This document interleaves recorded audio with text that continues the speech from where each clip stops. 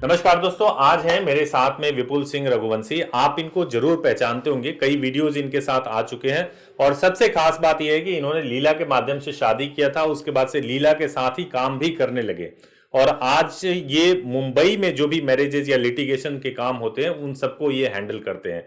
उससे भी बड़ी बात मैं आपको बताने जा रहा हूं कि जो शादी इन्होंने लीला से किया था, घर से भाग के किया था, अब इनके घर वाले तैयार हो गए हैं। 20 जनवरी को इनकी शादी ऑफिशियली करा रहे हैं और उसमें सारे रिश्तेदारों को इनवाइट किया जा रहा है। बहुत ग्रैंड लेवल पे हो रहा है।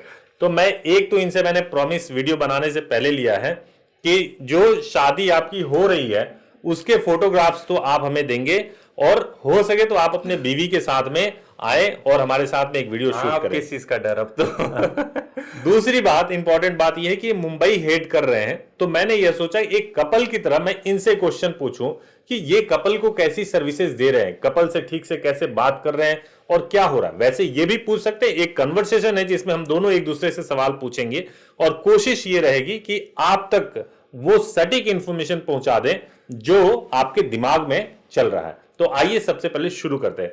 पहले तो ये बताइए कि मुंबई में जो शादी हो रही है या जो भी लिटिगेशन के मैटर आ रहे हैं, आपको कोई डिफिकल्टीज लग रही है या कोई दिक्कत आपको महसूस हो रही है? नहीं, देखिए ऐसी कोई बात नहीं है। जैसे दिल्ली गाजियाबाद में आप करा रहे हैं तो दिल्ली भी एक मेट्रोपॉलिटन सिटी है, ऐसे मुंबई भी एक मेट्रोपॉलिटन सिटी है जहाँ पे हर धर्म जाति के लोग रहते हैं इकट्ठे, और उसी के मौलिक अधिकारों के ऊपर वो अपनी शादी भी परफॉर्म कर सकते हैं। तो आपको कैसा लगता है, पहले आप भाग के आए हमारे पास शादी करने के लिए, शादी कर लिया, अब शादी कराने लगे हमारे साथ जुड़ करके, आप पूरे मुंबई को देख रहे हैं, आपका एजुकेशन भी बहुत शानदार है, तो ये आपको अब कैसा महसूस? देखिए सर, मैं बताता हूँ, अभी तक जो लीगल सिस्टम जितना भी रहा है, किसी भी कोर्ट कचहरी में मैंने तो स्टार्टिंग में बहुत धक्के खाए हैं। ठीक है। तो किसी भी लीगल सर्विस की, चाहे मैं कोर्ट मैरिज कहूँ या मैं लिटिगेशन रिलेटेड इशू कहूँ, तो किसी के भी प्राइजेस फिक्स नहीं थे। Okay okay. मतलब कहीं जा रहे हैं तो बहुत ज्यादा है, कहीं जा रहे हैं तो बहुत कम है, और इसमें ये समझ नहीं आता कि क्या सही है और क्या गलत है। ठीक है ना। उसके बाद थोड़ा सा मेरा खुद का होमवर्क रहा और मेरे जितने भी पॉइंट्स मैंने कलेक्ट किए थे वो सिमिलर मैच हुए थे जब मैंने लीला के हेल्पलाइन नंबर पे कॉल किया था। According to Hindu marriage act मेरी मैरिज परफॉर्म हुई है, तो जो जो पॉइंट्स मेरे को कवर करने थे वो उन्होंने बता दिए। उसके बेस पे जो प्राइजेस बताए उनका भी ब्रेकअप मुझे खुल के बता दिया था। कोई हिडन चार्जेस नहीं। बीच में रोक रहा हूँ आपको, तो आप मुझे ये बताइए कि सब कुछ तो ठीक तरीके से हुआ। आप जब आए थे शादी के लिए तब भी हमने आपका इंटरव्यू किया था, जब शादी हो गई आर्य समाज में तब भी किया, कोर्ट में हो गया तब भी किया था इंटरव्यू। हाँ जी। अब आज जो हम इंटरव्यू आपका कर रहे हैं, मैं ये जान रहा हूँ कि आप लीला के साथ काम कर रहे हैं, तो आपको अंदर से अब लीला को आप जान रहे हैं, आपको लीला फेक या कुछ ऐसा चीज? नहीं, ऐसा नहीं। देखिए मैं बता दूं कपल पॉइंट ऑफ व्यू से, जिस टाइम पे मैं कोर्ट पहुंचा था, मैं पहले लीला को फोन नहीं किया था और ना ही मैं लीला के बारे में जानता था, to be very frank and transparent. ठीक है ना। मैंने कोर्ट विजिट किया, ठीक है ना। हर एक चैम्बर में मैं घुमा हूं, मैं एक एक चैम्बर में पैदल विजिट किया, हर एक कोर्ट में घुमा हूं। कहीं से मेरे को जानकारी तो मिली हर जगह से, लेकिन मैं नहीं समझ पा रहा था कि कौन सी जानकारी सही कौन सी गलत, क्योंकि दोनों एक दूसरे के विपरीत थी। ठीक है ना। उसके बाद मैंने लीला से रिस्क लिया। अगर मैं उस टाइम की बात करूं तो मैंने लीला से रिस्क लिया, लेकिन डिपेंड करता है कि लास्ट में मेरे हाथ में सर्टिफिकेट था, उसने मेरे को प्रोटेक्शन भी दिलाया। ठीक है ना। उसने इंटीमेशन भी, फैमिली इंटीमेशन भी भिजवाया घर पे, और उसके बेस पे मेरा डिपेंडेंट वीजा भी लगा, मैं हनीमून भी हो गया। और क्या चाहिए मेरे को? ठीक है ठीक है, समझ रहे बात को? यही सीन यही था। और जितने भी मैंने जो भी फैमिली कोर्ट में जितने भी मिले थे मेरे को नॉर्मल कपल, उनके एफिडेविट देखे, नोटरी पे शादी होगी। नोटरी स्टैम्प तो कोई भी 150 रुपए खरीद के बनवा के लगा के दे दे, वो शादी वैलिड थोड़ी ना है। गवर्नमेंट की वेबसाइट पे दिख रहा है मेरा सर्टिफिकेट। हालांकि मैं एक चीज आपसे पूछूंगा, जो सबसे कोर इशू होता है एक कपल का, मैंने एक वीडियो बनाया था, उसमें बताया था कि भाई अगर कोई कोर्ट मैरिज करना चाहता है तो लोग फीस के बारे में बहुत ज्यादा सवाल करते हैं। तो मैंने उसमें स्पष्ट बताया था कि वैसे तो फीस 1000 लगता है, लेकिन एफिडेविट है, वकील को करना है, आर्य समाज को करना है, इन सबको करने में तकरीबन 15 से 25 हजार तक लग जाता है और कुछ मिसलेनियस एक्सपेंसेस होते हैं। आपको ये लगता है कि ये जो फीस लीला की तरफ से जो फिक्स फीस है, इसमें कोई बार्गेनिंग नहीं होता, ये जस्टिफाइड है? ये मैं आपसे जानना चाहता हूं। सर देखिए, डिपेंड करता है, ठीक है ना। क्योंकि सबसे पहले जो हिंदू मैरिज एक्ट के अकॉर्डिंग जो सबसे पहला स्टेप है वो हिंदू रिचुअल्स हैं, और वो पंजीकृत आर्य समाज से ही होता है। अब पंजीकृत आर्य समाज है, लेकिन इसके अलावा मतलब अनरजिस्टर्ड आर्य समाज बहुत सारे हैं। तो अगर सिर्फ पहले आर्य समाज में जाओगे तो सर मैं पहली बार जब आर्य समाज में गया था तो मेरे से 22,000 रुपए मांगे थे सिर्फ आर्य समाज के। ओके, ठीक है ना। कई लोग तो 5,000 2,000 में भी करवा देते। मेरे से पहला 22,000 मांगा था, दूसरे आर्य समाज में गया था 17,000। तो मैंने उनसे एक डिमांड की थी कि मैं 22,000 क्या, मैं 25,000 देने के लिए तैयार हूँ, खाली आर्य समाज के लिए, खाली आर्य समाज के लिए। लेकिन आप जो सर्टिफिकेट दोगे आर्य समाज का, उसके बेस पे मैं अपना कोर्ट मैरिज रजिस्टर करा सकता हूँ। तो उसमें उन्होंने तो उस टाइम कह दिया हाँ हो जाएगा। अच्छा, ठीक है ना, ठीक है ना, हो जाएगा। लेकिन जब मैंने उनसे पूछा प्रोसेस क्या है, कितने दिन में सर्टिफिकेट आएगा, तो उसमें वो नील थे। इतना तो सर देखो बात करने में पता चल जाता है कि क्या सिनेरियो। जो कॉन्फिडेंट पर्सन होता है, जैसे लीला थे, 2-3 लोग और थे जिन्होंने बोला कि हाँ भाई सेम डे आ जाएगा, दिल्ली से करोगे तो नेक्स्ट डे आएगा, मुंबई से करोगे तो 6 दिन बाद आएगा, गाजियाबाद से करोगे सेम डे आ जाएगा। अच्छी बात रही है कि देखो टाइम का कोई इशू नहीं है, लेकिन जो कमिटमेंट आ रही है सामने से उस दौरान में हो जाना चाहिए। ठीक है ना। तो अगर मैं बात करूं लीला के प्राइजेस की, मतलब आप ये, हाँ आप कुछ बताइए। लीला के प्राइजेस की बात करूं, ठीक है ना, अगर आपको Arya Samaj certification, Arya Samaj registration, slot booking, पंडित की बुकिंग, मतलब आप सेटिस्फाइड हो ना, आप सेटिस्फाइड हो। मेरे को तो एक अमाउंट देना है, मुझे एक पर्सन से कांटेक्ट करना है, उसी से मेरा काम खत्म। मैं एक बात बहुत प्राउडली कहता हूं, मैं आपको बताऊं, इसमें ऐड कर रहा हूं, बहुत ही प्राउडली कहता हूं कि किसी भी व्यक्ति का फीस कम या ज्यादा होता है, वो आपसे 30,000 मांगे, आपने उसके साथ बार्गेन किया, वो 25,000 पे आ जाए, तो आप समझिए कि वो तो जो है फीस कम ज्यादा करने वाला इंसान है। लेकिन लीला में जो मैं कह रहा हूं कि फिक्स फीस है, और ये मैं प्राउडली कहता हूं कि 1 रुपया भी बार्गेन करेंगे तो कम नहीं होगा। ये इस वजह से क्योंकि हम अपने फीस को लेकर के बहुत कॉन्फिडेंट हैं, हमें मालूम है कि हम ज्यादा नहीं ले रहे हैं, और हमें यह भी मालूम है कि हम फ्री में नहीं कर रहे, हम फीस ले रहे हैं अपनी सर्विसेज के लिए ले रहे हैं, और अच्छी सर्विसेज प्रोवाइड कर रहे हैं। आप सहमत है इस बात? नहीं, मैं बिल्कुल सहमत हूं, क्योंकि मैं बताता हूं, देखो सर, मैं तो एज अ कपल एक्सपीरियंस किया है, ठीक है ना। ये भी हुआ है कि कई वकीलों ने कम फीस बोल के मुझे कहा है बुलाने के लिए, ठीक है ना, और वहां पे मुझे मतलब मेरे तो कॉन्टेक्ट्स हैं ही थोड़े बहुत। जब मैं इस दौरान जब छानबीन कर रहा था तो ये था कि नॉर्मल वकीलों का क्या होता था, कम फीस बोल के बुला लिया। अब वो सोचते हैं कि ये लोग लाचार हैं, वो जान जाते हैं कि घर वापस नहीं जा सकते, फिर वहां पे ये खर्चा, वो खर्चा, वो खर्चा, वो खर्चा, और ले दे के फीस ज्यादा बैठ जाती है, ठीक है ना। मैंने जब लीला के कॉल किया था, लीला कॉल सेंटर पे, हेल्पलाइन नंबर पे, तो स्पष्ट बोला गया था कि मैंने भी फीस के डिस्काउंट मांगा था, मैंने भी कम से कम 4-5 बार बोला फीस कम कर दो। तो देखो सर, एक होता है जुबान की वैल्यू। तो आप ही के किसी रिलेशनशिप ऑफिसर ने मैंने कहा था कि सर देखो, आपकी और मेरी जो बात हो रही है ना, वो IVR रिकॉर्डेड लाइन पे हो रही है, तो यहाँ पे मैं जो भी फीस कमिट करूंगी आपको, उसके अलावा आपको कुछ भी नहीं देना, और एग्जैक्टली वही हुआ। ओके, ठीक है। अगर जो फीस कमिट हुई है उसके अलावा मुझे कुछ देना नहीं पड़ा, और बड़ी हैसल फ्री मैरिज हुई है, मतलब मेरे को बाद में कोई टॉर्चर नहीं झेलना पड़ा था इस दौरान। चलिए, अब मैं नेक्स्ट क्वेश्चन पे पूछता हूँ। तो अब जो मुंबई के कपल है, उनका जो पेशेंस है वो जवाब दे रहा होगा, क्योंकि उनसे रिलेटेड हमने अभी कोई सवाल नहीं पूछा। सबसे पहली बात तो मैं आपसे शॉर्ट एंड ब्रीफ जानना चाहता हूं कि जो भी मुंबई के कपल हैं, क्या मुंबई में शादी मुंबई वालों की ही होगी?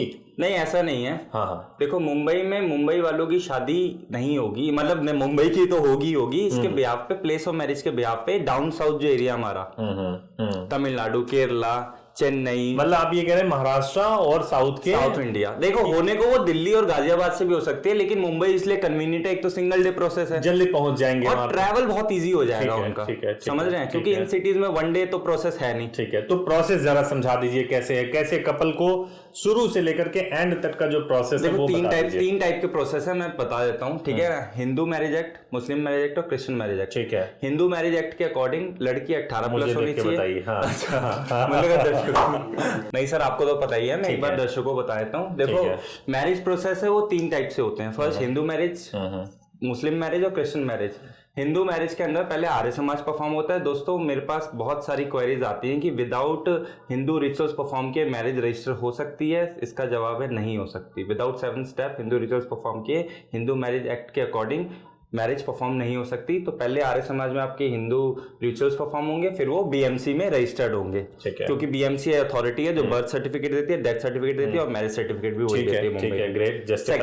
सेकंड, मुस्लिम मैरिज एक्ट के अकॉर्डिंग पहले आपका निकाह होगा, आपको निकाहनामा मिलेगा, वही निकाहनामा के साथ आपके जितने भी सपोर्टिंग डॉक्यूमेंट्स होंगे वो अटैच्ड होंगे, वो BMC में सबमिट होंगे, और आपकी शादी रजिस्टर्ड होगी उस बेस पे।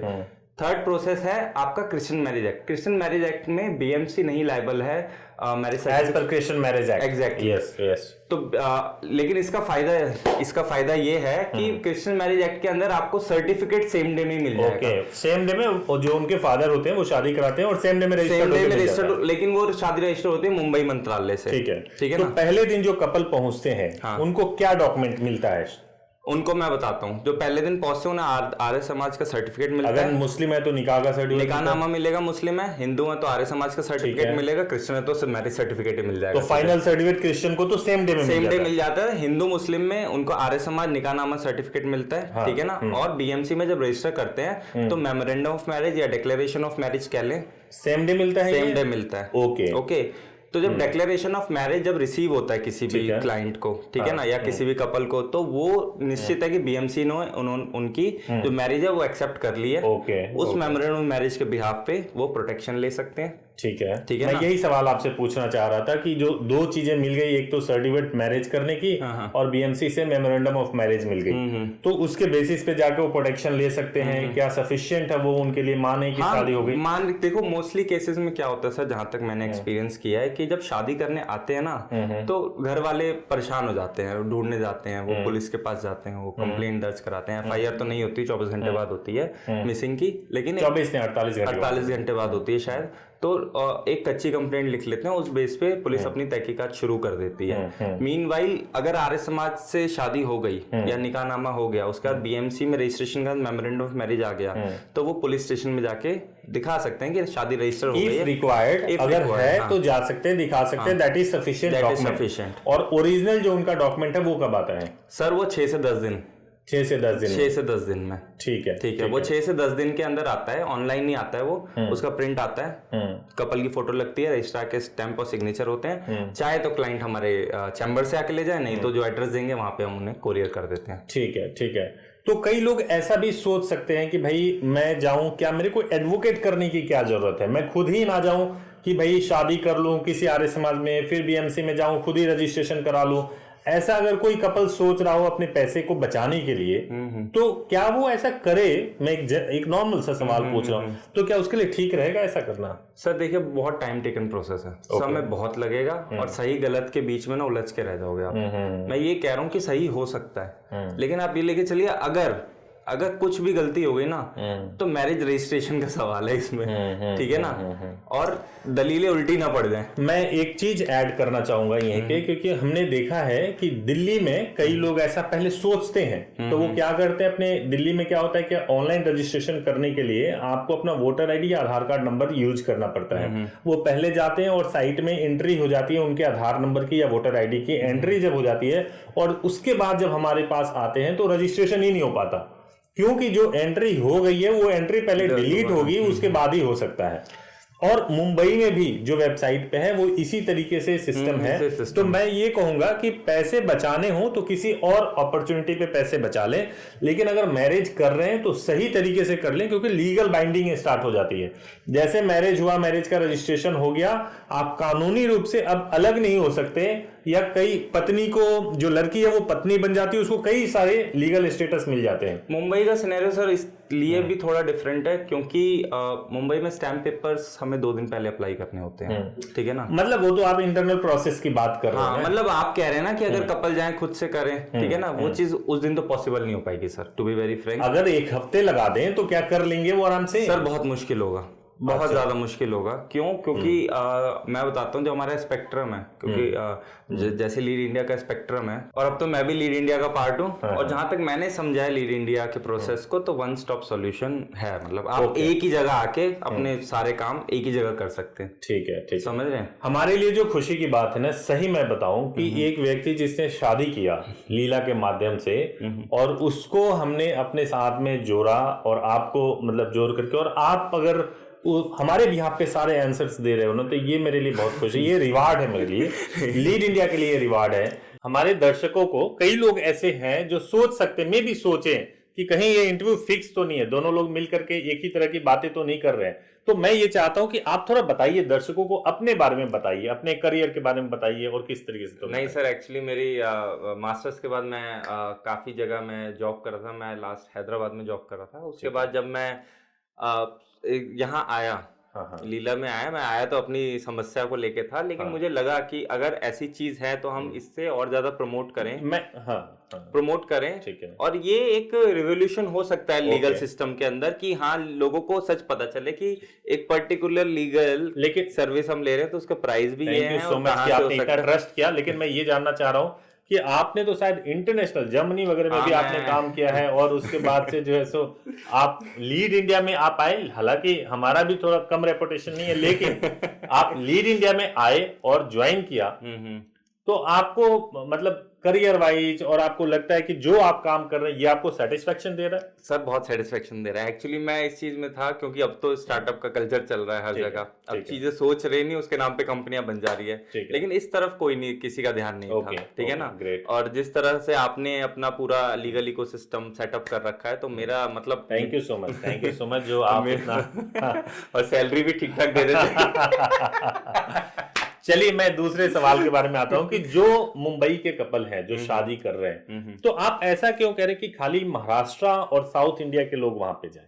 सर मैंने पहले भी बताया था कि देखिए करने को तो कहीं से भी कर सकते हैं, प्लेस ऑफ मैरिज के बिहाफ पे तो कोई भी आके कर सकता है, ठीक है, लेकिन ट्रैवल टाइम पड़ जाएगा ज्यादा, ठीक है ना। तो कन्वीनियंट रहेगा, कॉस्ट इफेक्टिव भी रहेगा, क्यों इतने पैसे खर्च करने की। आप पंजाब से उठ के मुंबई आ रहे हो, आप दिल्ली चले जाओ। तो अगर कोई मुंबई का दिल्ली आके करना चाहे, सर देखो मैं मना नहीं करूंगा, क्योंकि हमारा काम स्टार्ट होता है जब क्लाइंट कोर्ट में पहुंच जाते हैं, ठीक है ना, वहां से हमारा काम बस ये है कि हम उन्हें गाइड कर देते हैं ताकि उनके पैसे भी कम खर्च हो।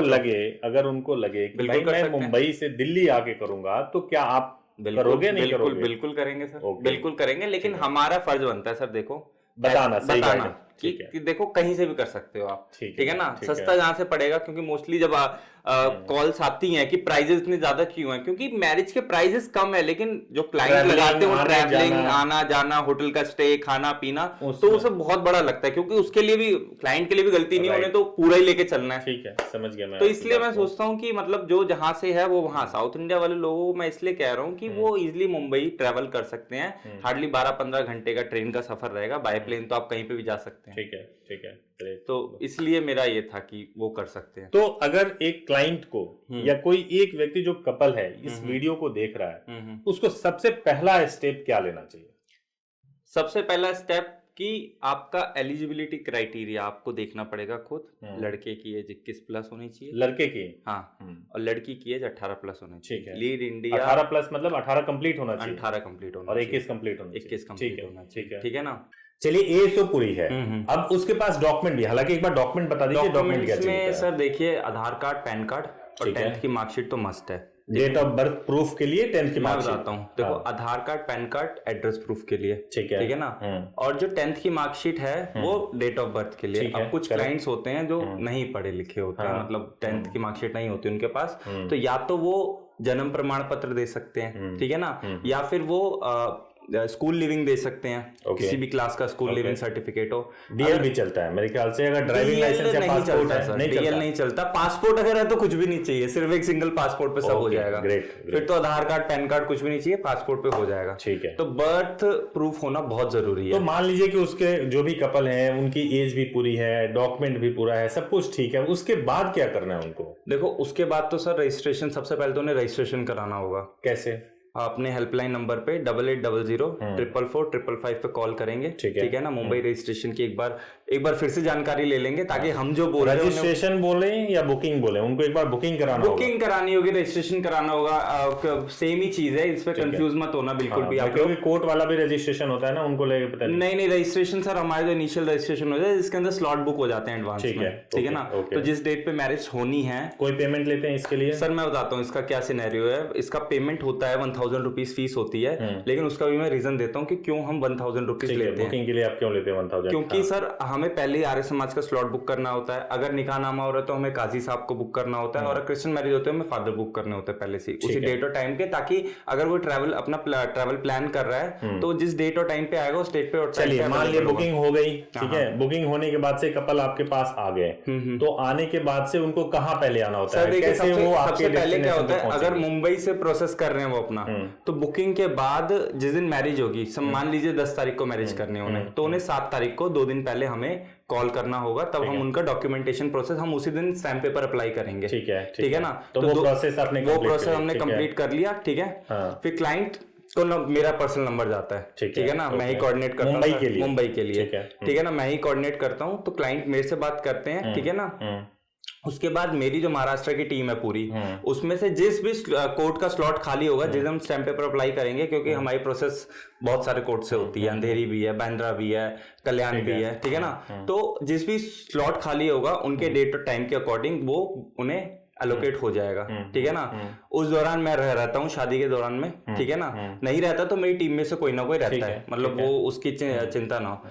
तो मतलब मैं अगर मान लीजिए कि क्लाइंट पहुंच गए, क्लाइंट पहुंचेंगे तो वहां पे कौन मिलेगा? सर या तो मैं मिलूंगा या लीड इंडिया के बिहाफ से कोई ना कोई उन्हें रिसीव करेगा। कोई मिल गया वहां पे। ठीक है, अब अगर कोई दिक्कत हो रही है उनको, वहां नहीं पहुंचे हुए, तो किससे फोन पे बात करेंगे? सर जब जैसे स्टैम्प पेपर अप्लाई होते हैं ना, तो उनको लीगल कंसर्न का नंबर उन्हें प्रोवाइड कर दिया जाता है। आपका नंबर होता है? मेरा नंबर या जिसके किसी भी लॉयर्स के पास जो फाइल असाइन होगी उनका पर्सनल नंबर असाइन हो जाता है। Directly coordinate. मेरा पर्सनल नंबर तो होगा ही होगा। अगर मान लीजिए वहां पे उनकी सुनवाई नहीं हो रही, कोई दिक्कत हो रही है? सर मैं हूँ, मतलब मैं तो अगर ये भी नहीं हो रहा है तो मैं बता दूं, हमारा हेल्पलाइन नंबर है। हेल्पलाइन नंबर पे कंप्लेन कर दें कि भैया हमने बुकिंग कराई थी और हमारी सुनवाई नहीं हो रही है, तो वो कॉल सीधे मेरे तक आता है। वहां तक मैं और नौबत नहीं वो कॉल सीधे मेरे तक आता है, तो ये ध्यान रखो। चलिए ठीक है, नौकरी प्यारी है, वहां तक की नौबत नहीं आने देंगी, लेकिन मेरे एंड पे हो जाते हैं मोस्टली केसेस में, मतलब हो जाता है। ठीक है, जो हमारे या मैं रहूंगा या हमारी टीम से कोई भी रहेंगे, तो उनकी ड्यूटी है कि आर्य समाज से लेके जब तक मेमोरेंडम ऑफ मैरिज हाथ में नहीं देते वो उनके साथ रहेंगे और उनको गाइड करेंगे। ठीक है, क्लाइंट पहुंच गया 10 बजे,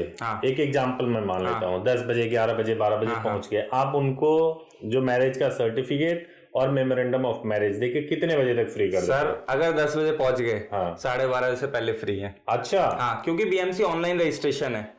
ठीक है ना, बीएमसी का तो ऑनलाइन पहले से आप डॉक्यूमेंट्स वगैरह तैयार करते हैं। एग्जैक्टली, स्टैम्प पेपर तभी अप्लाई होता है, एक सेट ऑफ डॉक्यूमेंट बना होता है। क्लाइंट को बस आर्य समाज में बेसिक रिचुअल्स परफॉर्म करके उनके साइन ऑफ लेने होते हैं हमें। ठीक है ना, साइन ऑफ लेने के बाद मान लीजिए एक सवाल मैं आपसे पूछ रहा हूँ, हालांकि हो सकता है कि आप जवाब दीजिए कि अगर कोई लड़की शादी कर लिया उसने और स्टेटमेंट चेंज कर दिया कि नहीं ये तो बहला फुसला करके मेरे को लेके गया था, या लड़के ने स्टेटमेंट चेंज, नहीं ये फर्जी शादी है, कुछ भी, मतलब उसको कैसे इंश्योर करेंगे कि नहीं ये जो सर डिक्लेरेशन पहले साइन हो जाता है, एफिडेविट डिक्लेरेशन जो होता है ना, डिक्लेरेशन जो लड़के का डिक्लेरेशन लड़की उसमें स्टेट होता है कि वो 18+ हैं, अपनी मर्जी से शादी कर रहे हैं, कोई दबाव नहीं, कोई जोर जबरदस्ती नहीं, तो वो साइन होके। तो मैं एक और चीज यहाँ पे ऐड कर देता हूँ कि एफिडेविट के ऊपर अगर कोई इंफॉर्मेशन दिया जाता है और साइन अगर हो जाए और उसको कोई वायलेट करता है और बोलता है नहीं ये जबरदस्ती किया, 3 साल की सजा होती है उसमें। अच्छा, हाँ, तो एफिडेविट अगर पहले ले लिया गया, उस पर स्टेटमेंट ले लिया गया और आपने अपनी मर्जी से साइन किया, गवाह भी मौजूद हैं, आपके थंब के निशान भी लगे हैं, आप उससे मुकर नहीं सकते, नहीं कह सकते कि जबरदस्ती शादी हुई। और बीएमसी भी यही गाइडलाइन फॉलो करता है, डिक्लेरेशंस, एफिडेविट, स्टैम्प पेपर पे जो भी मैटर टाइप होता है उसका सपोर्टिंग डॉक्यूमेंट्स होते हैं हमारे, जैसे आधार कार्ड, पैन कार्ड, 10th की मार्कशीट, ठीक है ना, वो और आर्य समाज का सर्टिफिकेट, इसका एक सेट बनता है और ये बीएमसी में सबमिट होता है। ठीक है ना, उसी के बेस पे बीएमसी रिव्यू करता है और उसे एक्सेप्ट करता है, मेमोरेंडम ऑफ मैरिज जनरेट करके ठीक है सॉफ्ट कॉपी में दे देता है। ठीक है, ठीक है, ठीक तो ये है प्रोसेस।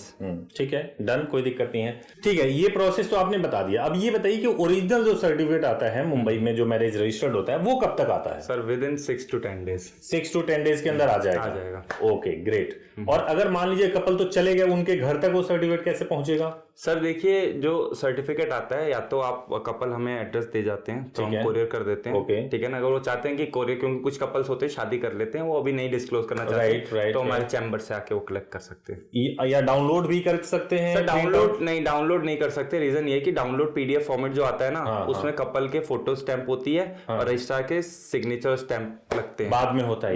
That's very fine. ठीक है, ये सही है। तो यानी ये 2 प्रोसेस है, इसके थ्रू वो करेंगे। और कपल्स करना भी मत डाउनलोड, मतलब आप देख सकते हो हो, डाउनलोड मत करना, क्योंकि वन टाइम ही डाउनलोड होता है। अगर डाउनलोड हो गया तो आपको हमें भेजना पड़ेगा, फिर हमें सारे काम कराने पड़ेंगे। ग्रेट। चलिए ये भी इन्फॉर्मेशन आपने सही दे, लेकिन ऑनलाइन वेरीफाई तो हो जाएगा ना, हो जाएगा कि भाई ये एप्लीकेशन नंबर वेरीफाई होगा। तो बीएमसी की वेबसाइट पे आप यही वेरीफाई कर सकते हो कि जो एप्लीकेशन नंबर आपका है वो एप्लीकेशन सबमिटेड है, फीस सबमिटेड है उसकी, वो इतना स्टेटस शो करता है सर, गवर्नमेंट वेबसाइट है। ठीक है, तो ये तो हमने मुंबई का प्रोसेस बता दिया। अगर उनको कोई प्रोटेक्शन से रिलेटेड कोई इशू आ जाता है, जैसे मान लीजिए वो फैमिली प्रोटेक्शन या कुछ, या हाई कोर्ट से अगर ले सकते हैं, कोई इशू नहीं, हम उस केस में भी हेल्प करते हैं। एक बार शादी, क्योंकि ये सारी चीजें शादी के बाद शुरू होती है, फैमिली इंटीमेशन प्रोटेक्शन हो गया, समझ रहे हैं, ये चीज शादी के बाद शुरू होती है। शादी के बाद अगर मान लो उन्हें हाई कोर्ट से प्रोटेक्शन चाहिए तो वो भी हम प्रोवाइड करा देंगे, कोई इशू नहीं, उन्हीं के स्टेट में करा देंगे। ठीक है, मतलब वो जिस भी स्टेट से बिलोंग, मैं ये ऐड कर देता हूं, जो विपुल जी कह रहे हैं वो ये कह रहे हैं कि अगर कोई भी कपल जो कहीं का भी रहने वाला हो, किसी भी स्टेट का, अगर उसको हाई कोर्ट से प्रोटेक्शन की रिक्वायरमेंट है, तो जो हमारे एसोसिएट एडवोकेट हैं वो आपको आपके ही स्टेट में हाई कोर्ट से प्रोटेक्शन दिला सकते हैं, बहुत ही रीजनेबल फीस पे दिला सकते हैं और बहुत अच्छे तरीके से हो सकता है। तो अगर इससे भी संबंधित अगर आपको कोई क्वेरी है तो आप बात कर सकते हैं। एक और इंपॉर्टेंट बात मैं ऐड करना चाहता हूं कि जैसे दिल्ली और गाजियाबाद में मैरिज होता है या मुंबई में मैरिज हो रहा है, सभी जगह के प्रोसेस, डॉक्यूमेंट और फीस, डॉक्यूमेंट तो सेम ही होते हैं, एज और जो क्वालिफिकेशन मैरिज के वो सब कुछ सेम होते हैं, वो सब जगह सेम है। लेकिन अगर आप गाजियाबाद में करना चाहते हैं तो 1 डे में मिल जाता है, फाइनल ओरिजिनल सब कुछ मिल जाता है, सारे सर्टिफिकेट मिल जाते हैं, ऑनलाइन चेक भी कर सकते हैं। दिल्ली में करना चाहते हैं तो आपका पहले दिन शादी होती है, दूसरे दिन रजिस्ट्रेशन हो जाता है और वो दूसरे दिन आपको दोनों डॉक्यूमेंट मिल जाते हैं। तो ये प्रोसेस रहा। आप अब कुछ टिप्स देना चाहते हैं तो बताइए कुछ कपल को। इसी को पहले मैं कर देता हूँ कि ऐसा रीजन क्यों है कि हर एक जुरिडिक्शन में अलग अलग तरीकों से शादियां हो रही हैं, और है शादी, हिंदू मैरिज एक्ट एक ही है, कॉन्स्टिट्यूशन एक ही है। क्योंकि दिल्ली में सर्टिफिकेट इशू होते हैं वो अथॉरिटी है, एसडीएम इशू करते हैं। गाजियाबाद में जो इशू करते हैं वो मैरिज रजिस्ट्रार इशू करते हैं, और मुंबई में जो ऑथराइज्ड है वो बीएमसी करते हैं। तो इसलिए अलग अलग हर स्टेट का अलग अलग लॉ है, जिसकी वजह से अलग अलग जो है ये होता है। एक और इंपॉर्टेंट बात आप शायद भूल गए, जो हम शुरू में ये करने से पहले डिस्कस कर रहे थे, कि किसी भी कपल में के दिमाग में ये डाउट अगर आता हो कि हमने ये जो शादी रजिस्टर्ड करा ली, क्या हम लोकल एरिया में जहां जाएंगे, जैसे साउथ इंडिया के वहां जाएंगे तो क्या फिर से हमें कराना पड़ेगा? एक बार आपकी शादी रजिस्टर्ड हो गई है, वर्ल्ड वाइड वैलिड है, वर्ल्ड वाइड वैलिड, समझ रहे हैं? क्योंकि इसी रजिस्ट्रेशन के बेस पे ही आपके spouse visa, dependent visa, immigration visa, जो भी रिक्वायरमेंट होती है एम्बेसी की, वो इसी सर्टिफिकेट के बेस पे ही फुलफिल की जाती है। तो कोई लोकली जाके मतलब रजिस्टर नहीं कराना। अब मैं लास्ट क्वेश्चन पूछना चाह रहा हूँ कि आपने अपने घर वालों को कैसे मनाया कि इतनी ग्रैंड पार्टी हो रही है? कैसे किया आपने? मैं बताता हूँ कि देखो, शादी करना ना म्यूचुअली एक अंडरस्टैंडिंग वाली बात है। देखो ये कौन सी राइट एज है ना आप बता सकते हो ना मैं, ठीक है ना, मैं तो 30 साल का होने वाला हूँ, तो मेरी तो वैसे ही हो जाती है, घर वाले नहीं कराते, मतलब लड़की कोई और। लेकिन ये है कि ये आप ही लोग डिसाइड करो कि शादी आपको कब करनी है, कब आप सही हो, शादी सस्टेनेबल आपकी शादी कब तक रहेगी। दूसरी शादी करो तो सही तरीके से करो। अगर आप कोर्ट मैरिज का ऑप्ट कर रहे हो ना, तो आप सही तरीके से करो, क्योंकि कोर्ट मैरिज घर वालों को मनाया कैसे? घर वालों को देखो, घर वालों को मनाया स्टार्टिंग में थोड़ा सा मेलोडी ड्रामा तो रहता ही है। पहले मम्मी को मनाया, फिर पापा को मनाया। पापा, अरे पापा को तो आज तक नहीं मना पाया मैं, उनका बस हो रहा है। खर्चा कौन कर रहा है इतना ग्रैंड जो शादी? वो ओखली में सर दिया ही है, कोई सॉल्यूशन नहीं है करना। तो एक रिसेप्शन तो बेसिक बनते हैं, दूसरों को भी जाके खाया है तो खिलाना तो पड़ेगा। अच्छा, तो ये था कि शादी, मुझे पता था कि चीजें हो जाएंगी नॉर्मल, लेकिन ये कि स्टार्टिंग के जो 10-15 दिन होते हैं उसमें थोड़ा सा रहता है, बाकी नॉर्मल हो जाता है, इतना कोई टेंशन वाली बात नहीं है। क्योंकि कुछ इलीगल चीजें थोड़ी ना कर रहे हो आप, ठीक है, आप तो वही कर रहे हो जो गवर्नमेंट जो प्रावधान। शादी हो गई आप लोग की, कोर्ट में शादी कर लिया, तो क्या पिताजी आपकी सगाई भी कराएंगे? उसी लड़के से सर कितना मुश्किल से शादी के लिए माने हैं वो मुझे ही पता है। अच्छा, सीधा सीधा शादी होगा? हाँ, सीधा सीधा शादी है। ठीक है, मतलब ये जो हो रहा है, जो कोर्ट मैरिज कर लिया, तो एक चीज बताओ कि कोर्ट मैरिज कर लिया आपने, पहले तो मंदिर में भी फेरे लिए थे। हाँ, लिए थे। अब जो ये आपका होने जा रहा है, ये फेरा होगा, मतलब शादी देखो, इसके अंदर मैंने एक स्ट्रेटेजी अपनाई थी, ठीक है ना। अब जैसे जिसे मेरे को जिससे भी शादी करनी थी वो तो मैंने कर ली, ठीक है ना। उसके बाद मैंने कन्विंस करने की कोशिश करी, ठीक है, कि देखो भैया शादी तो हो गई है, अब ये है कि हाँ भाई एक दूसरे पसंद करते हैं और हमें साथ ही रहना है, तो हमने शादी कर ली और फिर हमने कन्विंस किया और पेरेंट इजीली मान गए, ठीक है। तो मैं सेफर साइड था कि लड़की की शादी कहीं और नहीं हो सकती और मेरी भी कहीं और नहीं करा सकते विदाउट हमारा डाइवोर्स।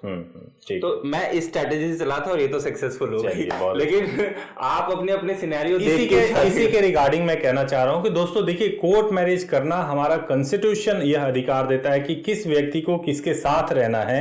यह अधिकार कॉन्स्टिट्यूशन से मिला हुआ है, संविधान से मिला हुआ है, और हम सभी लोगों के लिए सबसे बड़ा अगर कोई चीज है तो वो संविधान है।